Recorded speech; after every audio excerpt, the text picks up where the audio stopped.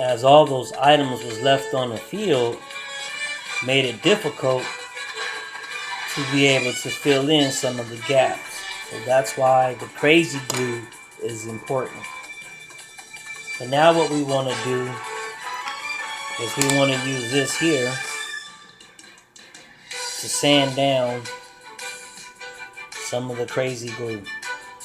Go like this. Injuries happen often in our league, mostly around the ankles and arches and the wrists. Some of the most common injuries. So if you have a team in this type of gameplay, you will be doing injury repairs after every game, at least one person.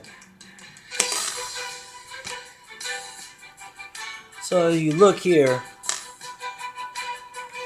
you see the sanding,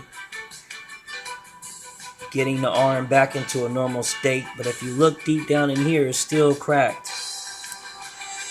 But that's because you can only fill in so much. You can't make up the areas that are empty with fill. So that's why the crazy glue comes in handy, because it can fill in and then you can paint over it. So